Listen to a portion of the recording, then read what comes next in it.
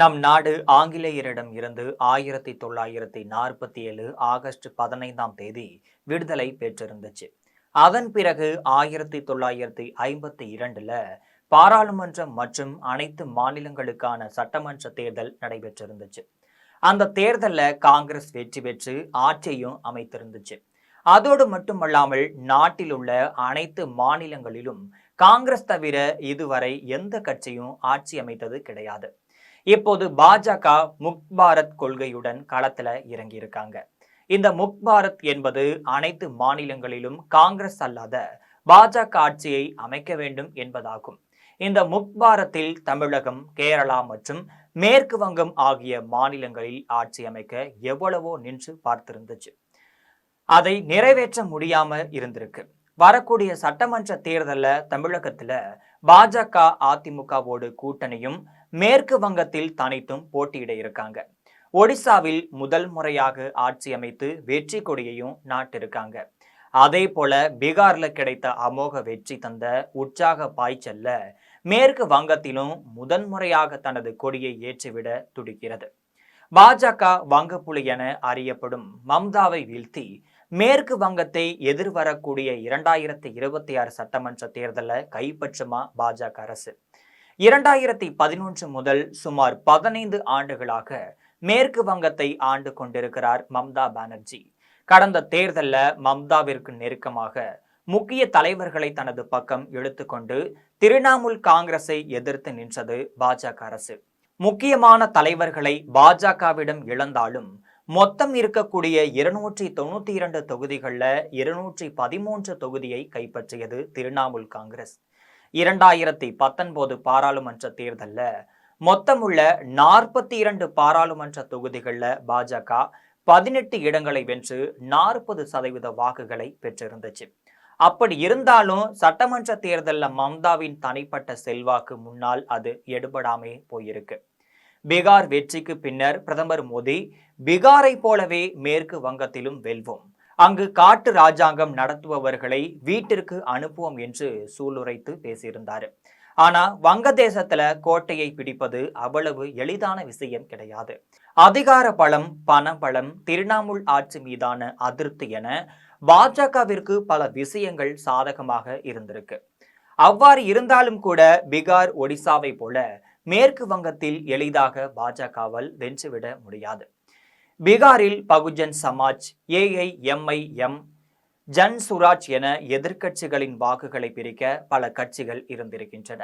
ஆனால் மேற்கு வங்கத்தில் இப்படியான பிரச்சனை மம்தாவிற்கு இல்லை.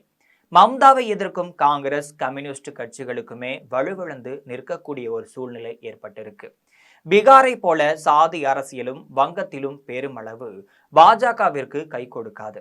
திரிணாமுல் காங்கிரஸ் மட்டுமே வங்கத்திலிருந்து வலுவான மாநில கட்சி என்பதால் பீகாரை போல வலுவான கூட்டணி அமைக்கும் வாய்ப்பு பாஜகவிற்கு கிடையாது. ஒடிசாவில் நவீன் பட்நாயக்கின் 24 ஆண்டு கால ஆட்சி மீது தீவிரமான அதிருப்தி இருந்துட்டு இருக்கு. பாஜகவை பட்நாயக் கடுமையாக எதிர்க்கவும் கிடையாது.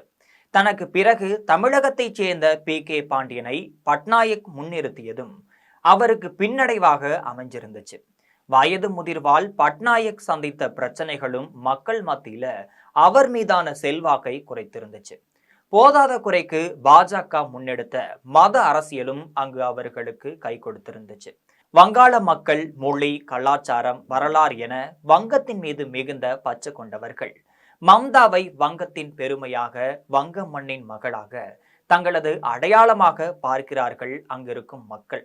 அதே நேரத்துல பாஜகவை வெளியிலிருந்து வந்தவர்கள் என்று முத்திரை குத்தி பிரச்சாரமும் செஞ்சிட்டு இருக்காரு மம்தா அவர்கள். பிரதமர் மோடி உட்பட பாஜக தலைவர்கள் பலரும் ரவீந்திரநாத் தாக்கூர், வங்கத்தின் ஆன்மீக தலைவர்கள் பற்றி பேசினாலும் கூட உள்ளூர் மக்களிடையே பெரிய தாக்கத்தை ஏற்படுத்திவிட முடியவில்லை. எனவேதான் பாராளுமன்ற தேர்தலில் தேசிய கட்சியான பாஜகவிற்கு வாக்களிக்கும் குறிப்பிட்ட சதவீத மக்கள் சட்டமன்ற தேர்தல் என்று வரும்போது திரிணாமுல் காங்கிரஸை தேர்ந்தெடுக்கிறாங்க. வங்காள மக்களின் இன உணர்வு தேசிய உணர்வை காட்டிலும் விஞ்சி நிற்பதால் பாஜகவின் பிரச்சாரங்கள் எடுபடாமையே போயிருக்கு. மேற்கு வங்கத்துல மத அரசியல் மட்டுமே ஓரளவுக்கும் பாஜகவிற்கு கை கொடுத்திருக்கு. அதையும் பயன்படுத்தி மம்தா சில விஷயங்களை செஞ்சு கொண்டிருக்காரு. குறிப்பாக பாஜகவின் ஜெய் ஸ்ரீராம் முழக்கத்தை ஜெய் மகாகாளி ஜெய் மா துர்கா முழக்கத்தால் எதிர்கொண்டு மத அரசியலும் வங்காள கலாச்சாரத்தை முன்னிலைப்படுத்துகிறாராம் மம்தா பானர்ஜி.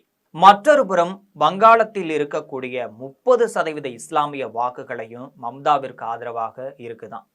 மேற்கு வங்கத்தில் இருக்கக்கூடிய உழைக்கும் வர்க்க மக்கள் மம்தாவை வெறுமனே அரசியல் தலைவராக மட்டுமே பார்க்காம இருந்திருக்காங்க. தங்களது குடும்பத்தில் ஒருவராக, திதியாக, அதாவது சகோதரியாக பார்த்துட்டு இருக்காங்க. களத்தில் இறங்கிய மம்தா மக்களை அணுகும் விதம், அவரது எளிமை, போராட்ட குணம் ஆகியவை வங்காள மக்களை வெகுவாகவே கவர்ந்திருக்கு.